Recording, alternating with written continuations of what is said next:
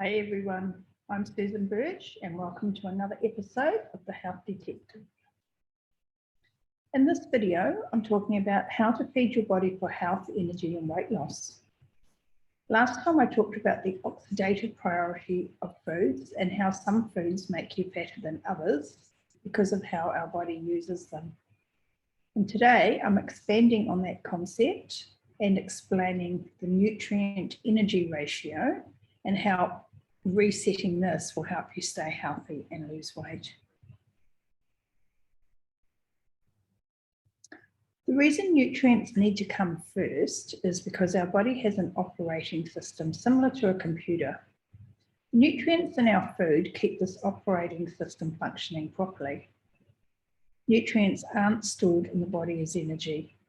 They're used by the body in all its processes, or else they're excreted when we have enough. When you have too much junk stored on your computer, it slows down and doesn't work properly. And our body is much the same. When we're eating too much energy and not getting enough nutrients, the operating system starts to fail. And we need a reset, just like our computers do. Nutrients are classed as amino acids, essential fatty acids, vitamins, minerals, and trace elements. Now, bodies evolved over millions of years to use the nutrients in the forms provided by the foods that we had available. Think about vitamin B12. This is essential to our health, but it's only found in animal foods, not plant foods. We evolved to need B12 because it was available in all the animal foods we commonly ate. If we had evolved to eat a predominantly plant-based diet, because they don't have B12, we would have evolved differently. The food we evolved to eat was incredibly nutrient dense rather than energy dense. Quite different from the foods that we have today. Protein is a macronutrient that provides amino acids. There are 20 amino acids, with 9 of these called essential. And this means we must eat the essential ones in our diet. And it's really important that these come in the right form of amino acids, the right combinations with each other, because they all work together, and that we get the right kind of quantity. Our body has about 480,000 different proteins made from these amino acids.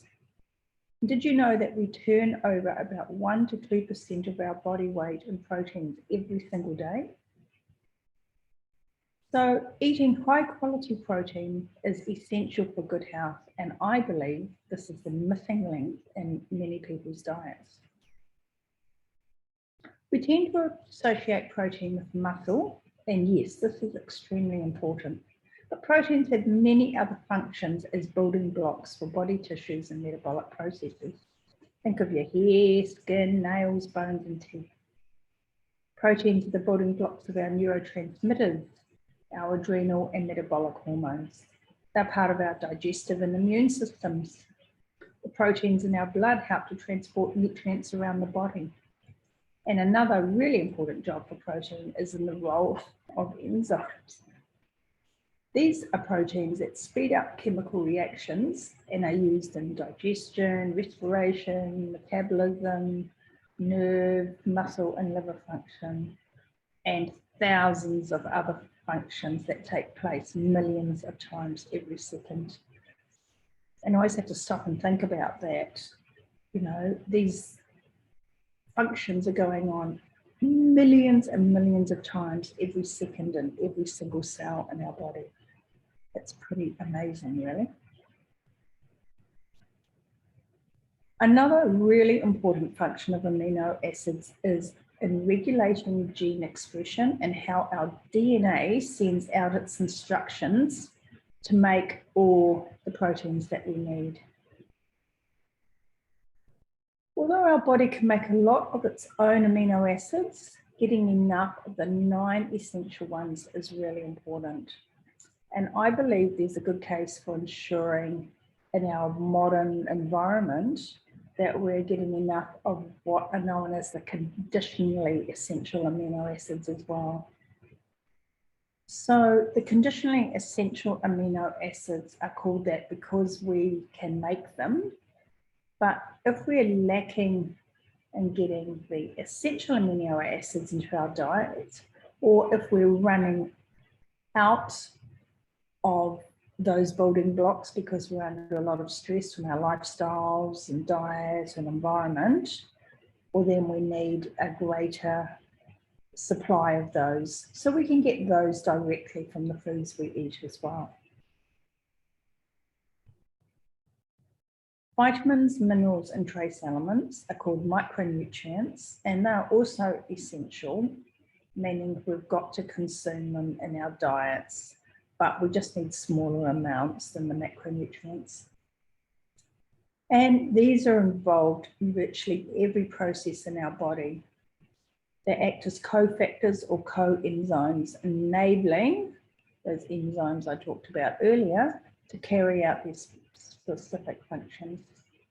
Each of these is required in a certain amount, and they all have synergistic relationships. So when one is deficient or in excess, it's going to affect how the other ones are working. The reason that all these are on the nutrient side of the equation is because they aren't stored in the body as energy.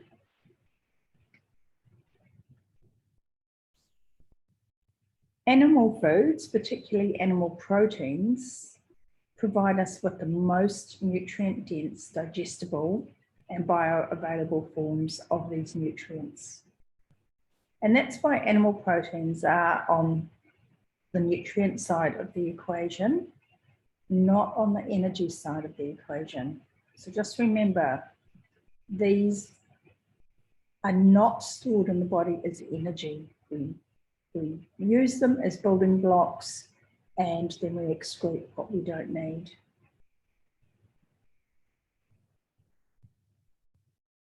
On the energy side of the equation are carbohydrates and fats. And the more processed the food, the more energy or calories it has. When we gain weight, our energy balance has been disrupted for some reason.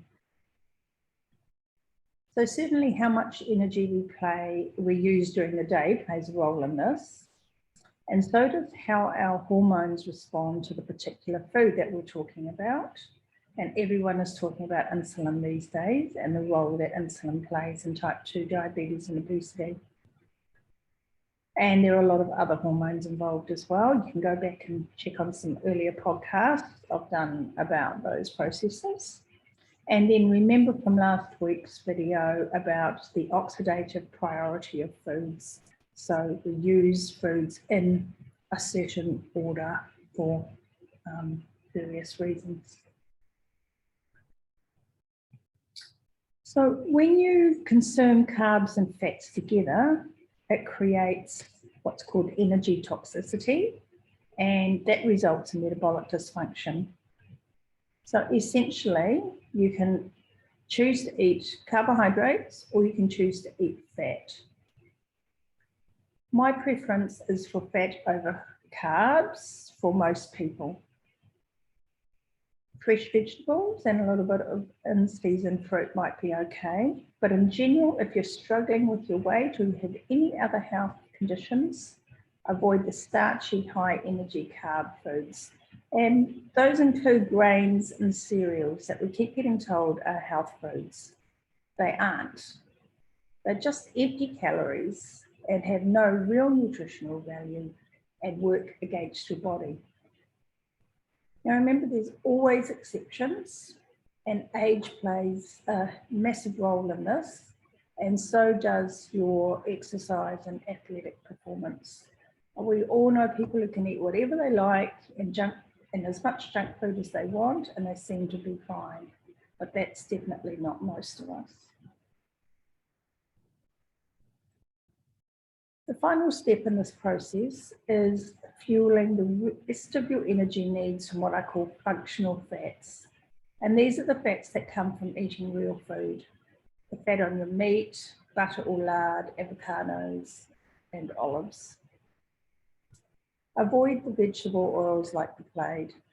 I did interviews with Tucker Goodridge and Dr. Chris Kenobi about how toxic these oils are to humans, so you can check those out.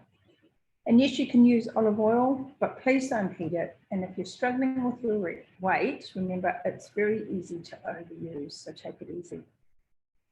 And I just want to mention here, if you're on a keto diet and you've been adding a lot of extra fat to your meals, and then you find that your weight loss is stalled out, just try cutting back on that fat a little bit, because you might have reached a stage where your body now needs less fat from your food so it can burn that fat that's stored in your fat cells.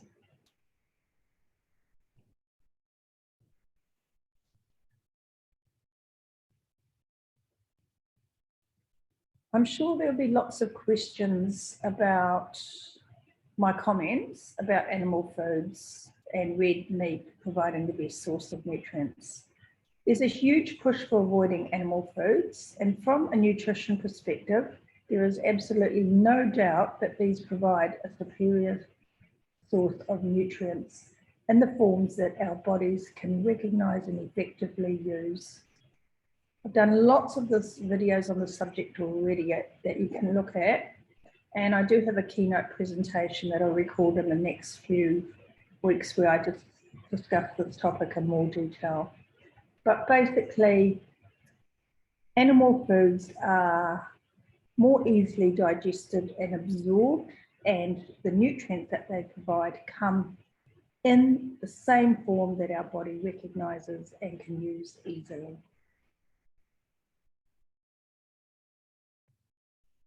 Now, animal plants certainly do provide amino acids and vitamins and minerals, but there are a few problems relying on these as our sole source of nutrients. I talked earlier about the vitamin B12 problem. One of the issues with plant foods is that they come with many anti-nutrients that reduce our ability to digest and absorb them, and can often cause digestive issues, leaky gut, and increase inflammation. These are not the nutrients in the form that our body likes to use, whereas animal foods do come in the form that we need and prefer. Another problem with using plant proteins is to get enough of the essential amino acids, and to do that we have to eat them in huge quantities. So leucine is an amino acid which is a trigger for muscle protein synthesis, and we need about 2.5 grams of leucine per meal for us to be able to use the amino acids that we've eaten. So if you were to eat tofu, you would need 300 to 400 grams per meal just to get 2.5 grams of leucine, and that would give you 30 grams of protein and about 312 calories. Quinoa, on the other hand, you would need to eat about 900 grams. And so that comes with about 1,200 calories, which is an enormous calorie load. And just remember, if you're eating a plant-based diet, not getting enough of these nutrients is a real serious problem. Compare the amino acids profile of plant-based proteins with a steak. 100 grams of steak will give you 2.5 grams of leucine, 30 grams of protein with a total of 300 calories. And it will also give you all the essential vitamins and minerals that you need. Now, I know everybody will ask me what the macronutrient ratios should be. So I recommend that you aim for 30 grams of protein per meal, and probably more if you're older or if you're eating less than 3 meals a day. So it takes about 100 to 120 grams of meat or fish or animal foods to get that amount of protein, or the equivalent of 4 eggs. And you can download the handy guide to protein requirements from my website. It's a free resource and it will help you work out how much protein you should be eating. Now, when it comes to carbs, most people have trouble processing more than 30 grams of carbs per meal. And that's not a lot. That's a small potato, 2 slices of wholemeal bread, or a small muffin has 36 grams of carbs. So if you're type 2 diabetic or pre-diabetic, or you're struggling with your weight, I recommend you keeping your carb intake per meal to 15 to 20 grams. And there is no problem in going lower than this, but it can take a bit of time to adapt. So try replacing your grains and cereals and other processed food with fresh vegetables and maybe a little bit of in-season fruit. But make sure you always eat your fruit with a meal. You don't eat it as a snack separately from the meal. Now, it is true that our body needs glucose to function.